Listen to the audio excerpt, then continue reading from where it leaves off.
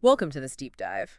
Today we're looking at something pretty interesting based on notes one of you sent in. Yeah, it's about Elixir code. Two ways to tackle the same problem. Exactly. The problem is taking a total number of seconds, like say 4,208 seconds, Right. and turning it into a format humans can easily read, like 1 hour, 10 minutes, 8 seconds. Hmm. Hours, minutes, seconds. HHMS format. So our mission here is to kind of unpack the logic, the thinking behind these two different Elixir snippets. Okay, sounds good. Where should we start? Let's begin with the first one. It's described as the more, traditional approach. Right. The classic way. This uses integer division and the remainder operation. Basic arithmetic, really. So you're figuring out how many whole hours fit in. Exactly. You take the total seconds, divide by 3600 div in Elixir to get the hours. Okay. Then whatever's left over the remainder, you use that for the next step. Which is the minutes. Yeah. You take that remainder, divide it by 60 for the minutes. Gotcha. Div again. Right. And the final remainder from that calculation, that's your seconds. Simple enough. The notes show the Elixir code in a utils module, a function called secondsdomes doing just this. Correct. And the example they gave, utils.secondsdomes4208. Yeah. That gives you, let's see, 1 hour, 7 meter, 8.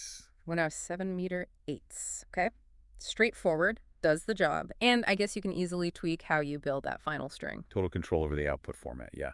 Very flexible. Okay, so that's method one, but the notes really highlighted the second one as well, ingenious. Ah, yes. This one takes a completely different angle. It uses Elixir's built-in calendar and time modules. Instead of math, it uses time itself. How does that work? Well, it's clever. It starts with a time struct representing midnight, T0, 0, 0, 0, 0, 0. Like the very beginning of a day. Exactly. Then it uses the time.add function to add the total number of seconds to that midnight time. Oh, I see. So if you add 400, 208 seconds to midnight. You effectively land on a specific time of day, in this case 1 hour, 7 minutes, and 8 seconds past midnight. Huh. Okay, but how does that become the string? So here's the neat part. It then uses calendar.straftime, that's for formatting time, but with a twist. A twist. It pattern matches on the resulting time struct first, if the hour and minute parts are both 0. Meaning less than a minute total duration? Right. Then it formats only the seconds, using percences. Okay. If only the hour part is 0, so less than an hour duration, it formats minutes and seconds.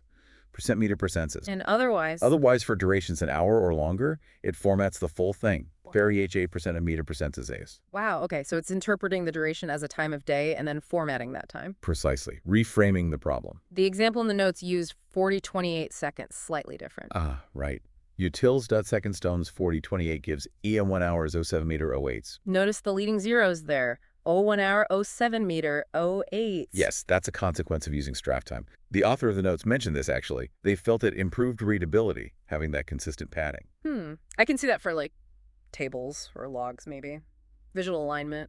Could be. But they also pointed out the drawback. You get leading zeros even when you might not want them, like 07 meters. Straft time doesn't easily let you suppress those for individual components, like minutes or seconds. So, a trade-off. Readability, potentially, versus those sometimes unwanted leading zeros. Exactly. It's a very elixir-y way to do it, maybe. Leveraging the standard library in a creative way. Definitely shows some unique problem solving, so let's compare them quickly. Okay. Method 1. Direct math, div, and rem. You build a string manually. Total control. Very clear steps. Method 2. Use time.add from midnight. Then straft time with pattern matching based on the resulting time. Leverages built-in modules, potentially more expressive, that comes with straft times formatting, including leading zeros. Both get you the answer, fundamentally. So it really boils down to preference, maybe, or context. I think so. Do you prefer the absolute step-by-step control of the first method? Or do you like leveraging the built-in time tools, finding that code more readable, even with the zero padding caveat? Yeah, simplicity versus maybe a certain kind of elegance using the system's tools. It definitely makes you think. Which style resonates more with you, the listener? The direct calculation or this clever use of the time module? And it sparks another thought, doesn't it? What other non-obvious creative things could you do with Elixir's calendar and time modules beyond just, standard date time stuff? It's a great question to ponder. Lots of possibilities there, probably. Absolutely. Well, that wraps up our look at these two approaches. Thanks for diving in with us.